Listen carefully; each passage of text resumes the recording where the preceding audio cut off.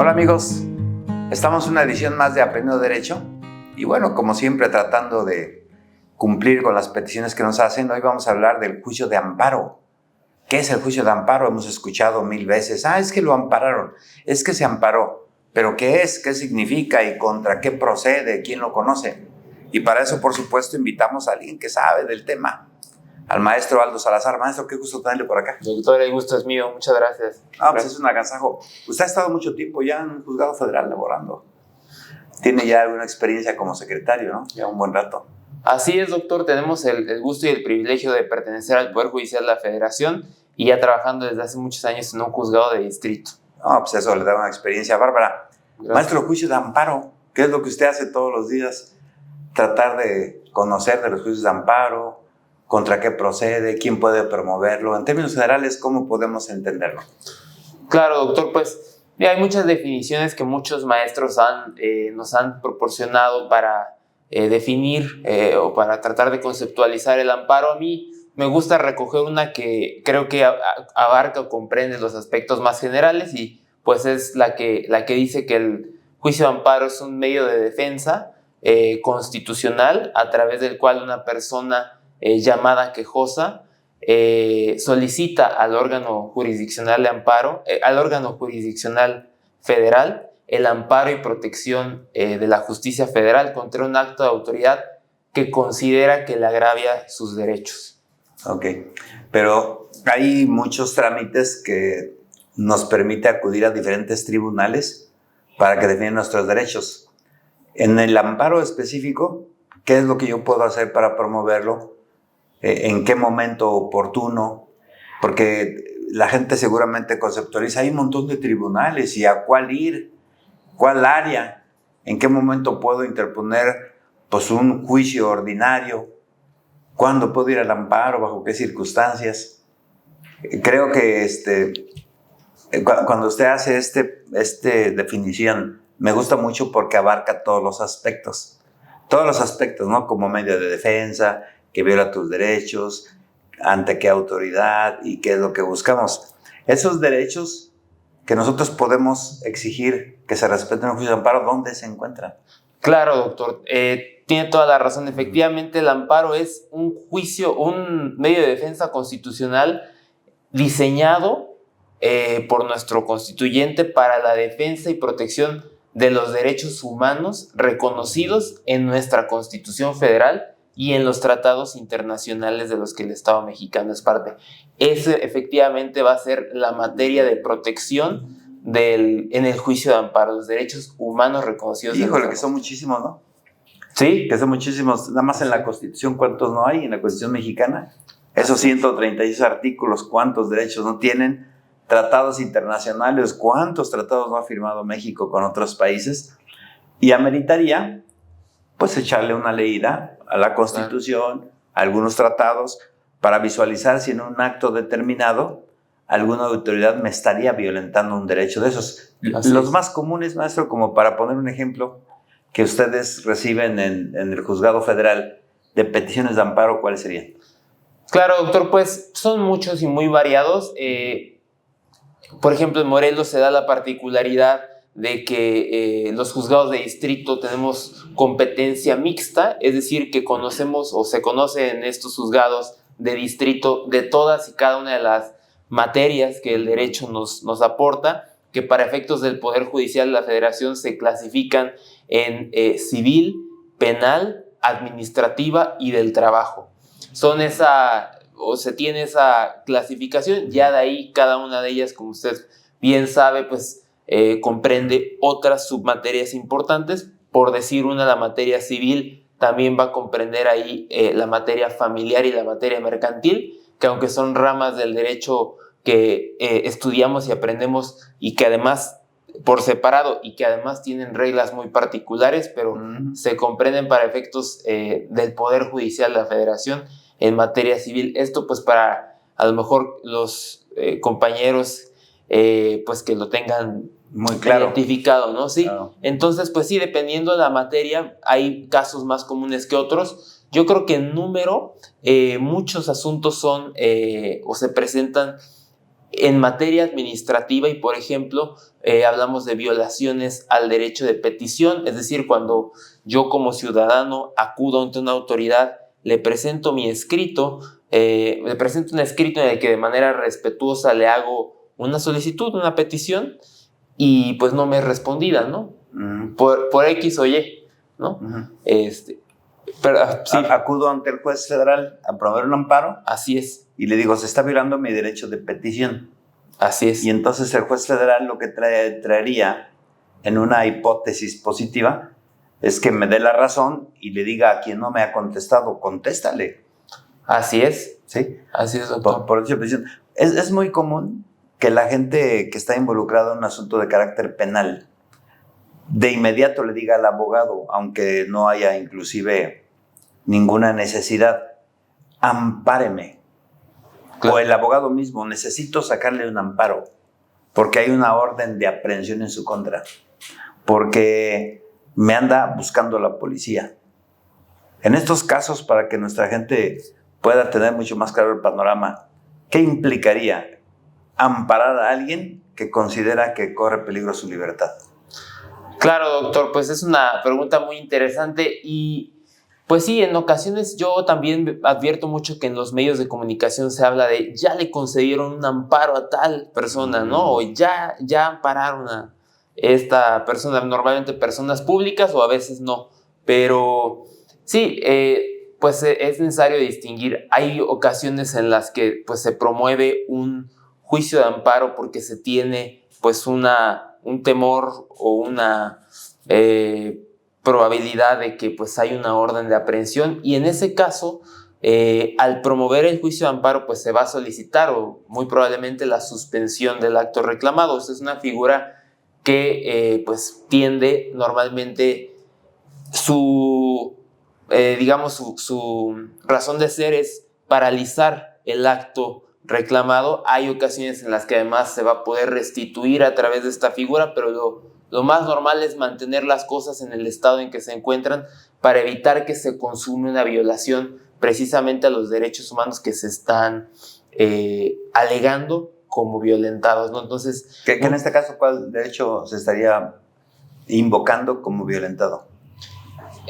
Pues seguramente derecho de legalidad, de falta de fundamentación y motivación, porque no ha dado a esta persona lugar y desde luego a la libertad, ¿no? Pero esta persona pues seguramente va a alegar que no ha dado pie alguno, no ha cometido un delito y no hay razón alguna por la que se le emita una orden de aprehensión en su contra, ¿no?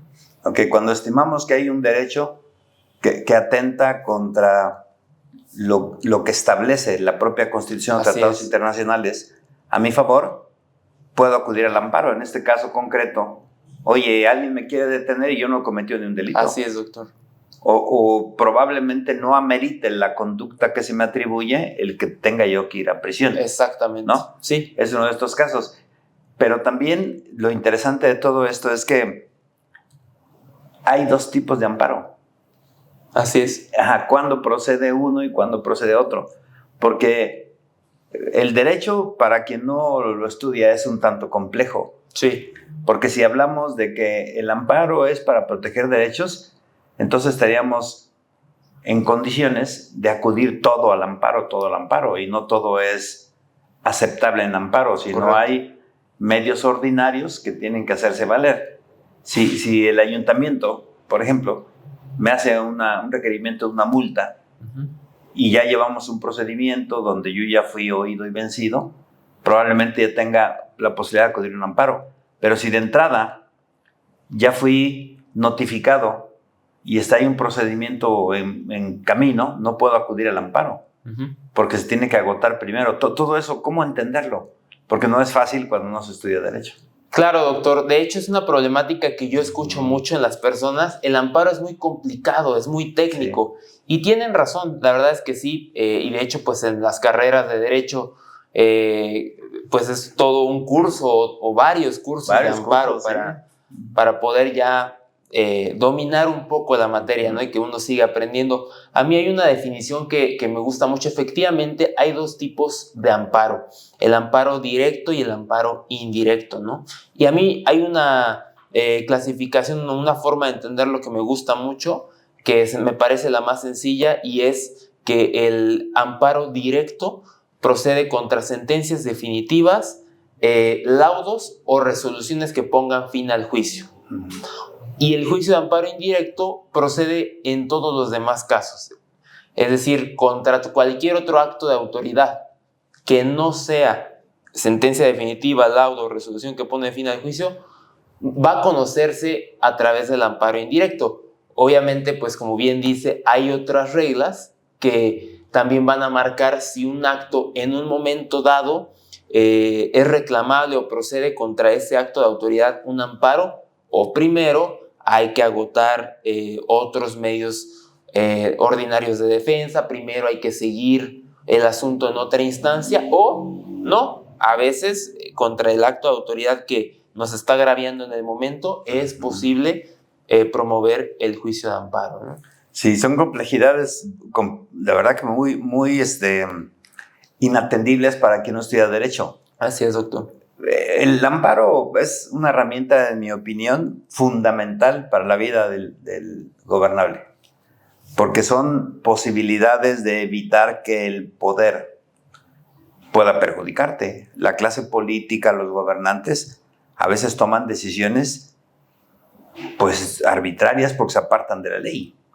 Entonces, nosotros tenemos un derecho fundamental de acudir ante un juez federal a tramitar un amparo y parar en seco esa arbitrariedad. Lo que no se logra en ningún otro medio de impugnación, Así porque si el gobierno me ha tumbado mi casa y yo tengo que demandar al gobierno en un tribunal de justicia administrativa, se va a llevar 3, 4, 20 años. Sí. Pero aquí en este caso, si argumento que yo no fui oído y vencido, que no hay un juicio que me permita, pues obviamente, haberme opuesto a lo que se está destruyendo por el ayuntamiento, pues no tendría yo forma de auxiliarme. Un juzgado federal me ampara y detiene las cosas. A ver, momento. Pero ¿cómo encontramos ahora un nuevo poder judicial que va a entrar en vigencia en breve con herramientas y otras reglas distintas? ¿No se verá el juicio de amparo demeritado? ¿O qué rol va a jugar el juicio de amparo? Porque es muy interesante el proyecto del gobierno en turno, que pretendió no solamente que los jueces sean electos a través del voto popular, sino también el fondo, porque ha habido varias reformas a la ley de amparo. Así es, doctor. Tenemos nosotros, por ejemplo, amparos muy importantes en materia colectiva. Se están destruyendo todos los árboles de una zona y, en mi opinión, en un ejemplo, están atentando contra la colectividad, porque los árboles pues, nos dan la posibilidad de tener un aire en mejor calidad para poder respirarlo. Entonces el gobierno quiere poner una carretera o quiere poner casas. Entonces yo acudo al amparo y es un derecho humano fundamental que no solamente me protegería a mí, sino a todos aquellos que aquí vivimos. Pero la reforma última del Congreso de la Unión dice no, solamente ampara a quien lo promueve, ya no ampara a los demás que pudieran también beneficiarse. Ese tipo de situaciones que el gobierno ha ido construyendo. ¿Cómo vamos a ver el amparo ahora? ¿El amparo se va a ver demeritada? ¿Cuál sería su opinión? ¿Demeritada? ¿O al contrario, va a haber mayor amplitud? ¿O que necesitamos generar una nueva ley de amparo? Porque esta que tenemos no data de mucho, es del 2013. Claro. De abril del 2013.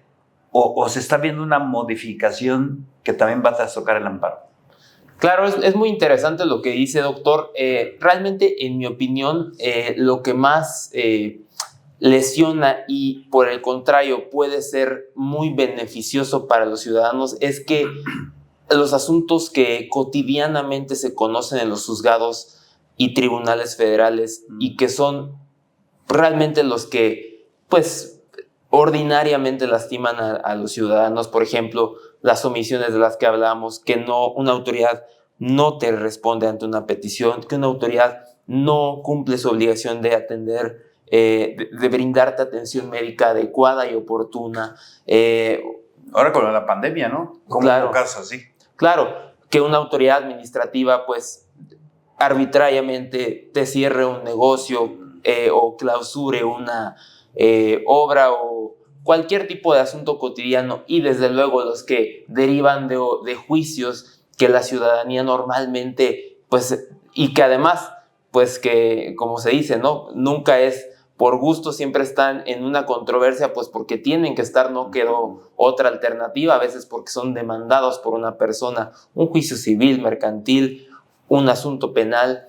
Yo creo que realmente ese tipo de asuntos son los que en su conjunto pues más preocupa que continúe un poder judicial, o más ocupa que continúe un poder judicial sólido, que sea capaz de atender con solidez, con profesionalismo los asuntos, y que además con esta reforma, en mi opinión, pues va a haber o existe esa oportunidad de que los ciudadanos realmente pues analicen los perfiles, como usted, por cierto, la otra vez vi que hizo la invitación, analicen los perfiles de quienes aspiran a ser juzgadores y digan, ok, este me parece que tiene la aptitud profesional para hacerlo, y además creo que es una persona pues sensible con su comunidad, que tiene los pies puestos en la tierra, lo que cada persona valore, ¿no? Pero sí me parece que esto es lo más importante, y desde luego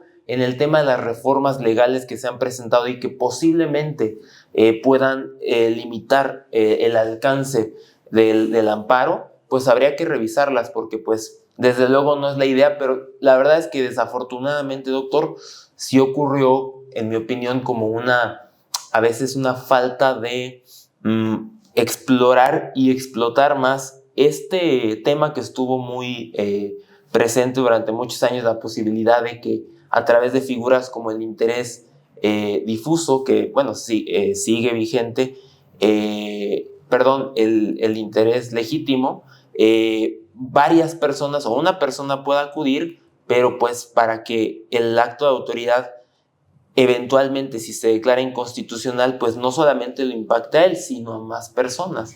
Entonces, creo que podemos avanzar mucho en ese camino. Hay mucho que hacer, ¿eh? Sí. Hay mucho que hacer.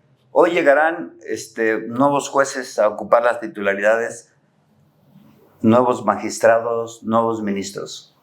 Algunos con experiencia, porque a mí me consta que en el listado aparecen, de veras, gente que vale la pena que sean electos, sobre todo quienes han laborado ya en el Poder Judicial, porque como lo estamos platicando, no es un área tan sencilla. O sea, no, si no estudias Derecho, difícilmente entiendes realmente en qué consiste el amparo. Sí. Se dice que debería ser mucho más accesible, menos técnico, menos complejo. Pero en sí mismo la importancia del juicio de amparo no lo permite que sea tan sencillo. Por todo lo que implica tratados internacionales que llevan muchísimas cláusulas de reserva incluso. ¿Qué hacer para garantizar que este juicio de amparo, que es tan complejo, siga su trámite normal ante la eventual llegada de gente que no tiene idea? Muchos, insisto, sí. Yo he analizado pues las boletas, cómo van a venir, complejas, confusas. 3,500 casi personas son las que van a ser electas ahora el 1 de junio, dividida por distritos judiciales. En Morelos, pues no está tan complicado, pero en lugares como Chihuahua, el Estado de México, y la mitad de los que están inscritos son gente que tiene una experiencia bárbara que vale la pena, pero el 50% ni idea, nada más porque salí de la universidad hace 5 años y ya. ¿Qué hacer ante la eventualidad? ¿Qué es lo que tenemos nosotros como sociedad que esperar ante la llegada de un nuevo tribunal? Porque hay gente valiosa como usted, maestro. Gracias, doctor. Muchos otros que conocemos que han estado mucho tiempo ya en el Poder Judicial y los que no. Claro. Pues en mi opinión, doctor, lo primero como ciudadanos es lo que usted invitaba, analizar los perfiles, ver y también valorar que sí es necesaria la experiencia, no quiero decir nada más dentro del Poder Judicial de la Federación, aunque es muy valiosa, pero una experiencia de una trayectoria y una solidez técnica, y desde luego también el perfil de la persona en particular, ¿no? Que esa persona sea en mi opinión, pues comprometida con la sociedad y comprometida con brindar un mejor acceso a la justicia.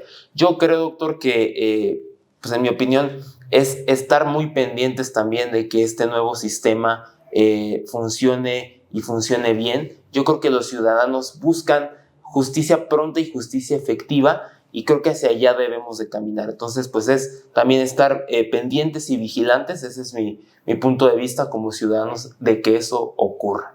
Sí, ¿será diferente la justicia por cuanto a actitudes de los juzgadores?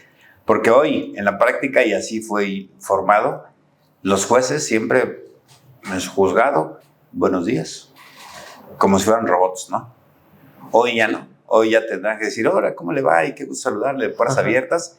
Porque antes, pues difícilmente podía un juez inclusive o un candidato aparecer en TikTok, claro, aparecer en el Face. Hoy tienen un doble atributo y veo que les cuesta mucho trabajo porque es una formación distinta. Sí.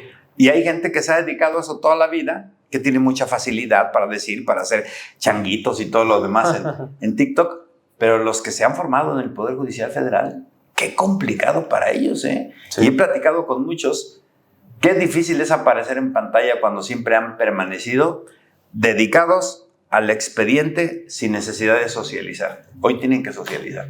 Claro, doctor, pero a mí me parece que es una responsabilidad y una exigencia de los ciudadanos.